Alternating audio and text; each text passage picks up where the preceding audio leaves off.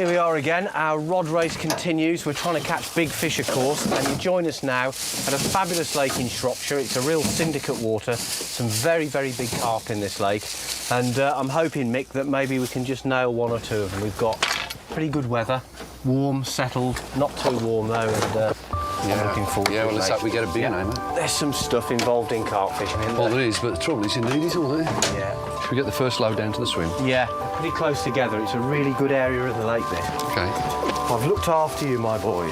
Certainly have, mate.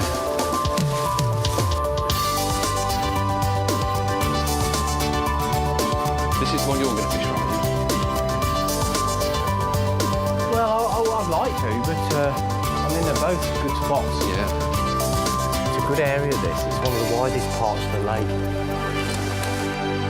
So, carp. Well, the record currently stands at just over 61 pounds, caught by my old mate Lee Jackson from Collinbrook. Definitely a British fish, and this is where the controversy comes in. Now, I'm here at the Natural History Museum in London. I've got with me Nigel Hewlett, and Nigel works for both the Environment Agency and the British Record Fish Committee. So here's the controversy, Nigel. We know that carp are being imported into this country. On the British Record Fish Committee, what are you going to do if one of these big fish gets caught, it breaks the record, and it definitely has a whiff of garlic about it? From both the Environment Agency point of view and the Rod Court Fish Committee point of view, we're very concerned about the potential damage imported fish could do to British carp fishing. They have the potential to bring diseases in that could devastate our own carp fishing. From the Record Fish Committee point of view, if we turned up a fish that was potentially foreign, we're very concerned about the legitimacy of the record, so we would have to look at it very carefully. Now, you had this situation with the Wells catfish and you suspended that record. Could you envisage the same thing happening with carp? Unfortunately, very much so. Now, there was never any realistic chance that Mick and I could have a serious tilt at Lee Jackson's British carp record, but, you know, we have picked a place with big fish. Conditions are less than perfect, but, you know, with carp fishing, well, sometimes it's in the lap of the gods. Are they often in this area at this time of day, mate? They are. They gradually drift down this way, actually. I think a lot of people who don't carp fish don't realise that carp are a fish that move around quite a bit, and they tend to have sort of a routine, don't they? Yeah. I mean, you've fished this lake a few times. Have you worked out the pattern here yet? Yeah, there is a pattern, and that is that we've got the shallow end of the lake up here, and then on this side you've got the dam, so the lake gets progressively deeper as you go up that way. And what tends to happen, I find, is that during the night the fish are often drifting back into the deeper water at that end of the lake, and then in the morning they gradually work their way down the centre until in the afternoon they end up out in front of us here, and some of them actually go right into the shallows. And then when it gets dark they just edge back up again. Yeah, so knowing that you get this sort of movement of the carp, you're obviously going to get long periods of inactivity and then a burst of action as they pass through. And of course the way you bait depends on how long you can keep them there. Yeah, but you've got to remember as well here, I think we've got to be a bit cautious. And remember that the stakes are really high. Yeah. There's a lot of fish in this lake, over 30 pounds, and there's a good number over 40 pounds. I mean, carp in this country don't get much bigger than that, you know, so... Well, we're here for a little while, so, you know, we start off cautiously and just see how it happens. Yeah. See how things pan out. OK, mate, I'll give you a hand with your stuff. All right, then.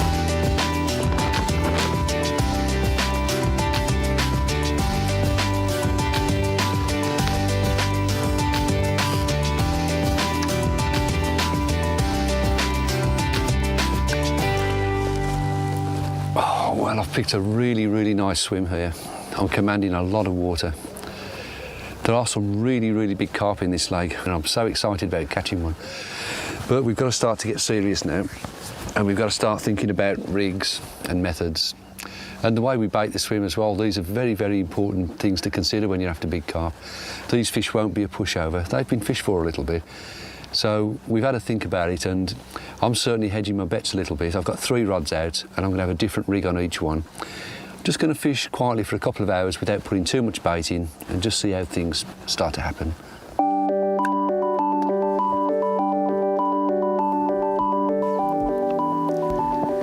Well, I'm just puzzling about how to approach this. I really don't think we need to put much bait in here. Initially, I'm going to put 3 rods out, just to try and pick up on what the fish are doing. I'm going to be looking for fish, looking to see where they're moving, whether they're moving down the lake, whether they're shown in front of me.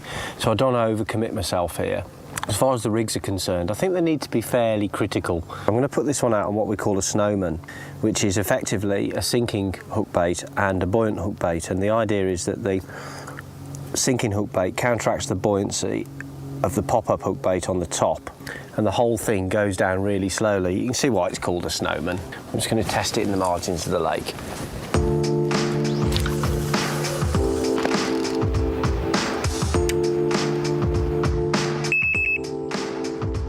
Hazy will probably tell you that while I'm sitting here, I'm sleeping, but I'm not all the time, believe me. I'm actually scanning the water looking for signs of carp. See, carp, when they are active, you're going to start seeing swirls and big splashes. The thing is, when they're doing it over your swim, over your baits, if you're not catching them, then obviously something is possibly wrong with your rigs. At this stage in the game, nothing has happened of any note in the swim, so it may be just a case of waiting for the fish to come through this area. We'll wait and see.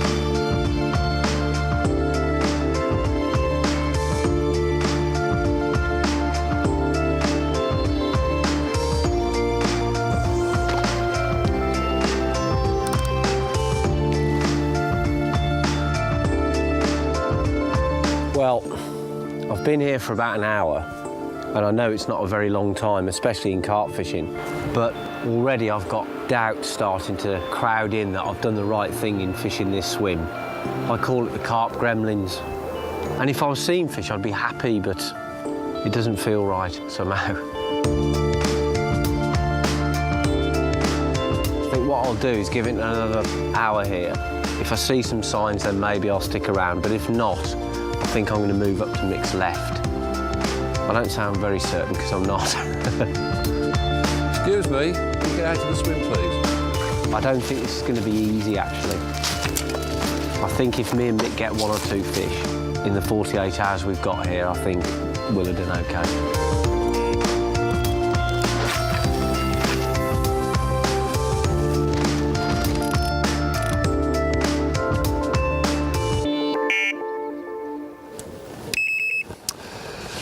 Well, the first little bit of action after 8 hours, I had the first bleep on the alarm.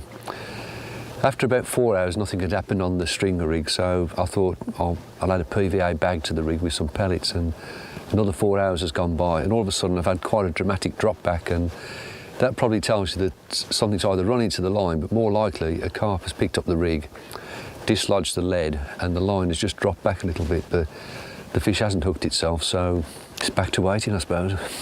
It's going to be dark in about an hour and a half, so just hope we get some action before the light goes. What I'm working on at the moment is critically balancing these baits so that they sink really, really slowly, pretty much under the weight of the hook. It feeds by sucking a carp. It actually creates a vacuum in its mouth. And it can disturb a lot of water. It can actually swirl all sorts of things into suspension, like sticks and stones. And of course, if your bait's responsive and it too swings around, it'll find its way easily into that vacuum. You know, it may make the difference between catching a fish which is kind of half interested and one which is fully on the feed. I'm going to test this in the margin now.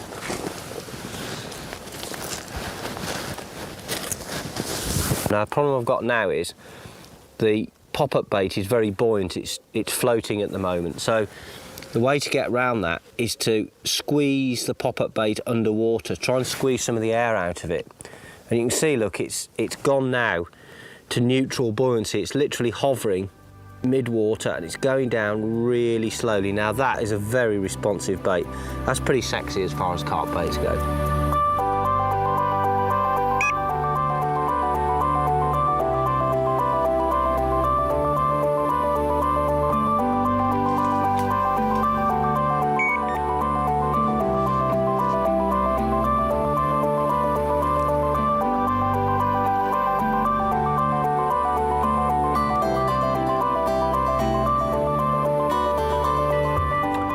Well, it's been a pretty miserable time so far, really. Went in next to Mick's left, and fished there all last night, and caught nothing. So that's really good. And I've come back to the same swim that I started on. Not seeing much.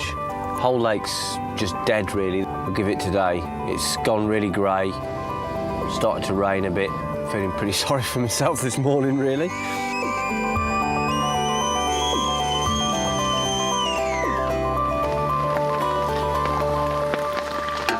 Come on, Brownie, you lazy Herbert. Oh, good man. It's absolutely pouring out here. Oh, it's horrible, isn't it? Oh, it's vile still. Yeah, there's much happening up there. Yeah. There's fish in front of me, you know. They won't take the bait, though. I don't know what's going on. I've seen very little in front of me now. Yeah, well, I've just nodded off, I've got to be honest, but there's been a few fish out there. All I've seen is the rain hitting the water, mate. Oh, it's horrible, isn't it? I just don't think that for whatever reason that the fish are feeding. See, the stakes are so high here. We're after a big fish. There's a lot of fish over 30 pounds. There's quite a number of carp over 40 pounds in this lake. We only need one run. Yeah. But the question is, how are we going to get it?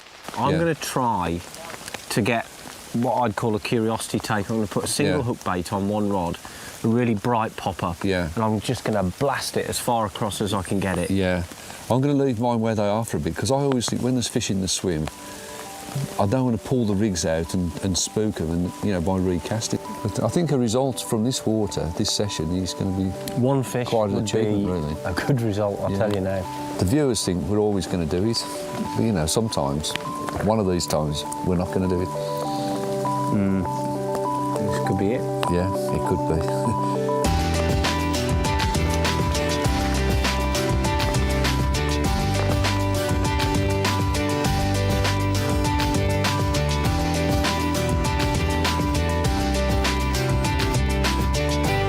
Well, here it is. This is the little pop-up rig that I was talking about. The bait is a fluorescent pop-up. You can get these in different sizes and colours. This is pink squid, and boy does it hum. And very difficult for the fish to miss it, and that's the idea really. You can buy these pop-ups in various colours and smells, but the most important thing is to present them properly. Now, I've got quite a small hook on here. The bait's tied on using dental floss to a small loop on the hook. And this little shot here pulls the bait down very slowly, and it just sits there just off bottom like that. If a carp comes in, sucks anywhere near that bait, it's going to fly into its mouth. Now, to stop the bait getting pulled into the bottom too quickly, I want it to sink nice and slowly under the weight of that shot.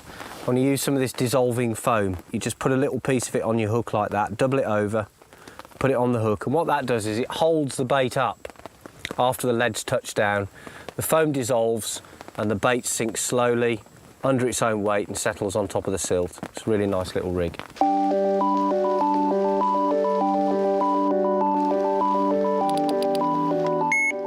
It's the last thing I need. It's pouring me rain,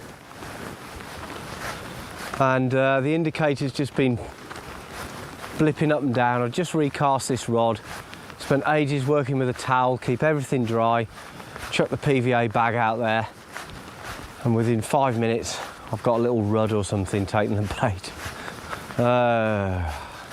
Misery. There you go. There's the culprit. Beautiful looking fish, and if I'd caught it on light tackle with a couple of maggots, I'd be absolutely delighted with that. But as it is, with the rain pouring down and the prospect of having to make up a new rig, I'm not best pleased. Well, the carp record currently is over 60 pounds. Not only have we got nowhere near that, but we can't even get the right species. Wet, miserable, thoroughly depressed. I think I'm going to get Brownie to pelt me with air-dried boilies. What a dramatic change in the weather. We've actually got some sunshine after the most horrendous night. Yesterday, I noticed the fish were probably 20 yards beyond the range I'm casting. So I'm going to do something about that this morning. I've taken off the bags and the stringers, which are inhibiting the cast quite a bit. And I've recast the baits, and I've got those extra 20 yards. And I know now that my hook baits are out there in amongst the fish, which are from time to time still rolling. So I'm quietly optimistic, as I always say, that we're in with a much better chance now. It just really starts to feel good now. Certainly feels good to have a bit of sun on us for a change.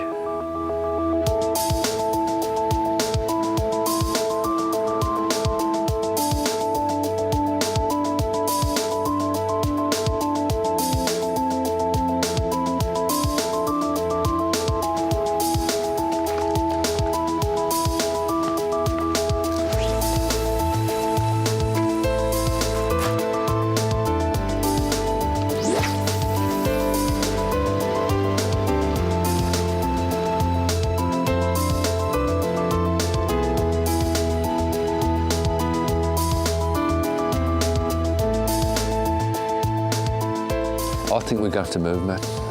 Yeah, look, see that one? Yeah. They're in front of those bay platforms, aren't they? Yeah. The fish are out beyond our range. They're not in front of us. The fish are not active, they're not feeding, there's no two ways about that. But if we've got a lot of fish in front of us, there's always a chance of a pickup. Yeah. And I've been watching them fish now, and I know you have. They're across there, right on the far side in those bays. The time's running out, Matt. Well, we've only got a few hours left. I think we've got to bite the bullet, pack the gear, take minimum stuff round, like just take our rods, a few PVA bags, put 3 bags out each, and just sit back and hope. Yeah. It's the only way we're going to catch anything, I'm sure of it. Well, let's break camp and do it. Yeah, OK.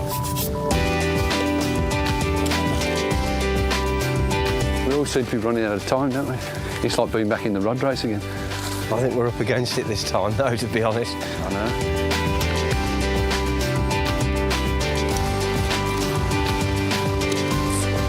No sign of them now. I'm sure this is the right place.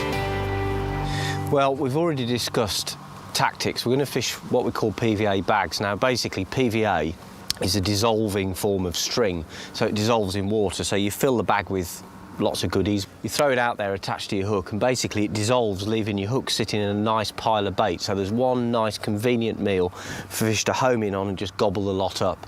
So there are various ways of attaching PVA bags. I've got one here that's made up, and I've got a rig here ready to go, and I'll show you the simplest way of doing it.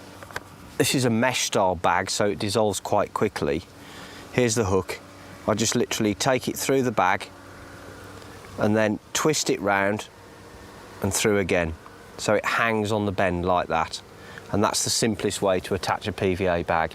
Behind and... I think that's good.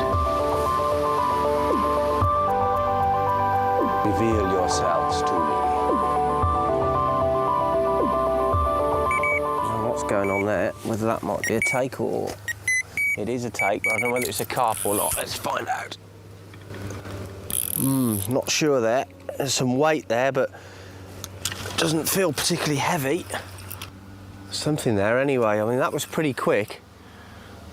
That was a real fast response. That was the first bag that I put out. Do you know, I think it might be a pike. It is a pike. That's ridiculous. Well, I think it's a bit of an injustice, that. It's a pike, and it's taken 2 boilies, fair and square. That's amazing. Little jack pike. It must be a hungry one. Well, it's a fish, and these are Mick's favourite fish, but it's not exactly what we'd got in mind, that. Look at that, he's taken the 2 boilies, fair and square in his mouth. Cheeky little devil. Now, I've got to unhook this pike without forceps here, because I've left him up in my bag, so I'm taking a bit of a chance, but I'm holding his mouth open. There you go. Little jacker. Let's take the weed out for him. It's amazing teeth. Oh well, let's put him back. Go on, you cheeky little devil. Go and terrorise the rud or something. Got a right old sulk on now, look.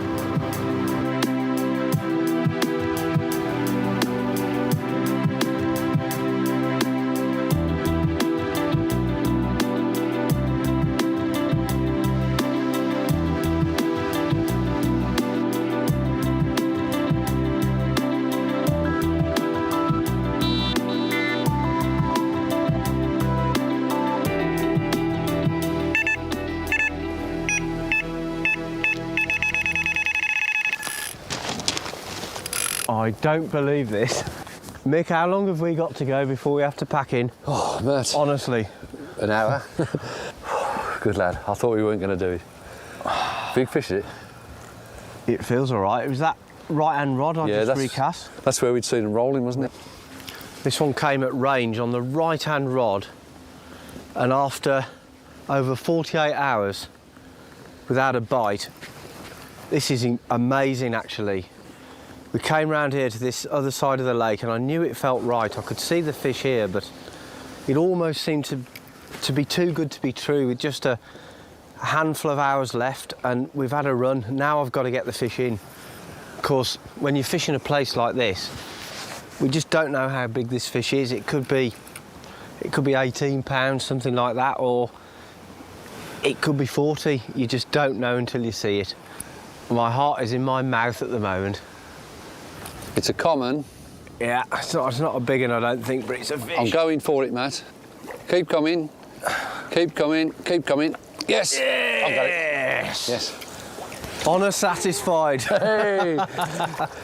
Well, Mick, it's a really chunky fish. Yeah. Probably going to grow up to be a real big one, this one. Now, bear in mind that the British carp record is now over 60 pounds. This one's got a lot of growing to do. It's a lovely fish. It's probably in the upper teens, I would think. It's quite heavy, actually. It might even just make 20 pounds, Mick, actually. It's heading that very way, heavy.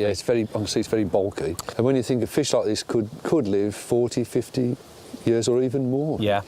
So it's got plenty of time to grow into a record fish. Well, I tell you what, Mick, it's not one of the biggest fish in the lake, but I think in the circumstances, Yep. we've got the tactics right. We've not come anywhere near the British carp record, but No. I tell you what, that's a cracking fish. So we've been through all the trials and tribulations and all the feelings that carp anglers get trying to catch a record fish, and It's ended up with a lovely fish. it's ended up with a nice fish, yeah. And of course, Great. we could always come and do it all over again.